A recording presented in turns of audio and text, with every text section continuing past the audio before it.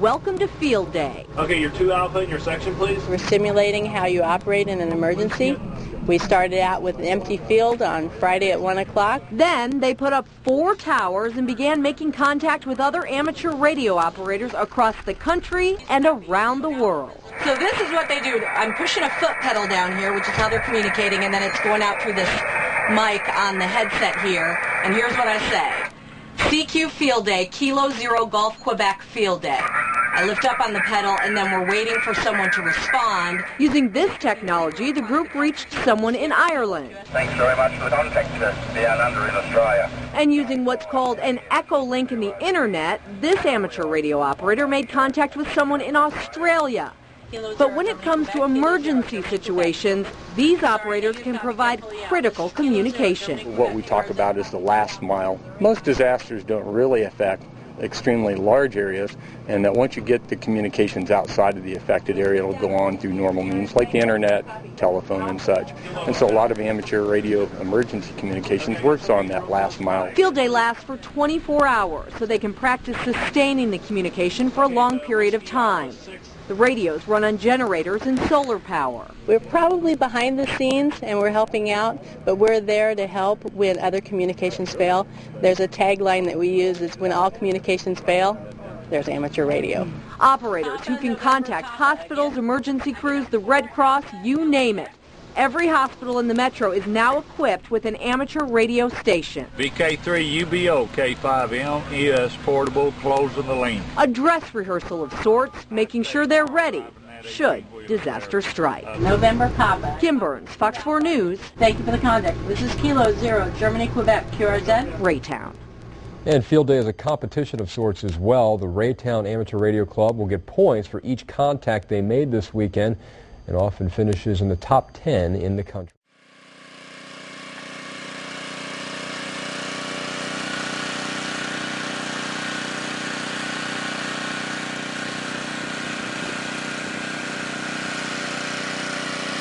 Got a nice setup here, the Raytown group does. Several antennas.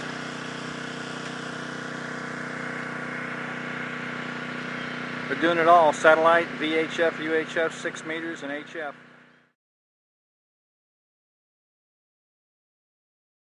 I don't know which one they want to talk to there.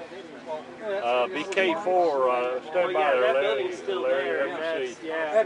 VK4OC, Victor Kilo 4 Oscar Charlie. Dennis, how's things going over there in Australia this afternoon? It's Kilowatt 5, Mike Echo Sierra, portable, Raytown, Missouri. How a copy there in Australia? Over. The movie, you know what the movie is going to meet the 50s? They prepared it. Yeah, Harold, K5 MES, Victor King 4 Ocean Charlie. Returning to you. A very good morning, Larry. KC8 RN. They all have a train. I've got a bit on the screen here. Very good morning. We're having the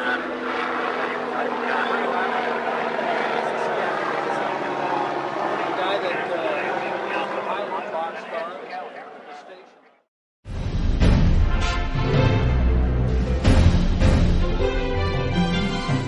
All right, we're here at K0GQ's site here in Raytown, Missouri, and we've got Troop 58, Kelly from Blue Springs, Missouri. And Kelly, what brought you guys out here today? Basically, our boys were wanting to earn the Radio Merit Badge, and thought they could get online today. And what does the Radio Merit Badge consist of today? It consists of, making some contacts. They're required to do at least 3 contacts.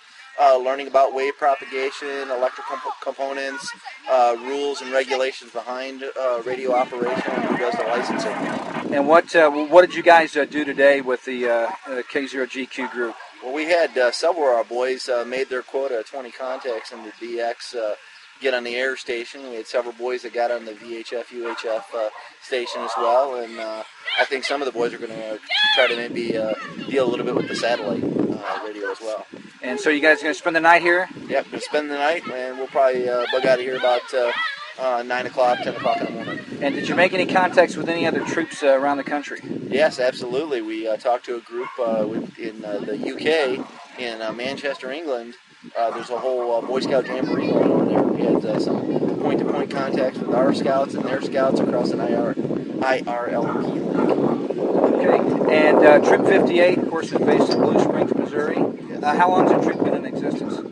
How long have we been in existence? About 6 or 7 years. 6 or 7 years. And how big is the troop right now? We probably have about 22 boys. 22 boys, and they range in ages from 11 to 18 now. Okay. If you were asked again to come to ARRL Field Day, would you consider it? I personally would. I mean, I think the boys had a good time, and it may not be a yearly thing, but I can see how we could do this every couple of years. It'd be a good thing to do. All right. We appreciate your time.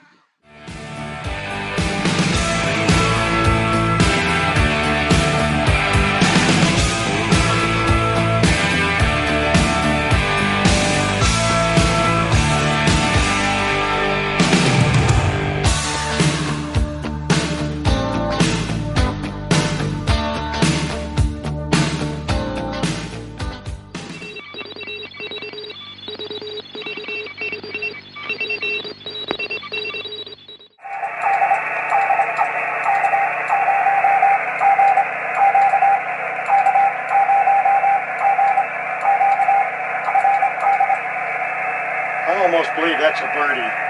That's way too strong.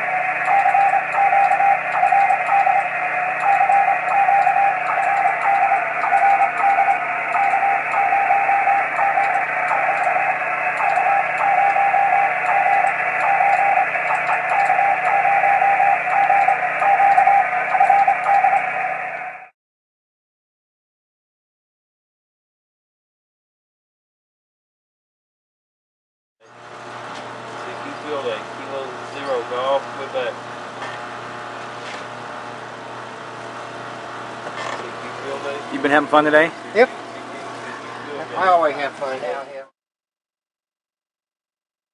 Here with Steve, K0 Oscar United with K0 GQ at Raytown, Missouri. Steve, how did day one go for you folks? Well, it's going pretty good. If you look over the storms that were trying to roll in, we had to shut it down for about a half an hour, I guess. But aside from that, hey, we're rolling, man. We're going.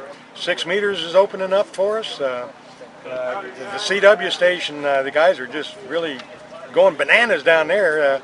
They're having great fun. And we got a sideband and the Gata stations over here, and everybody's getting a chance to sit in there and really enjoy what's going on. And it looks like everybody's getting plenty to drink and eat on a very hot day in Kansas City. Yeah, we're trying to stay cool the best we can. Okay, and what's the best part about Field Day that you enjoy every year? The operating. Now, that's me. From a competitive nature? Yeah, we go about it competitively.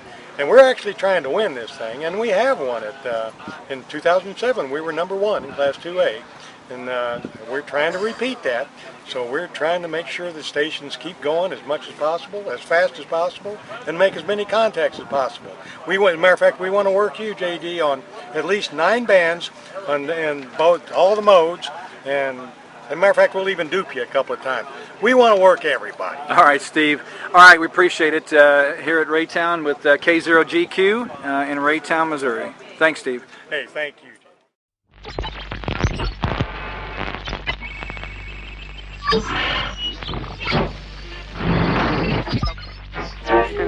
I wanted to show people at our field day 3 different vintages of radio, starting with the radio in the middle. It's a 1930s, really old design. It only has 6 tubes. It's about as simple a radio as you can get, but it was used in World War II.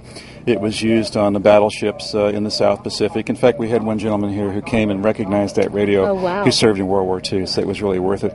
And then moving on to the 50s vintage, we have the Collins radio on the right-hand side, which represents a high point in radio design before the tubes were replaced by transistors. That's really a zenith of radio design.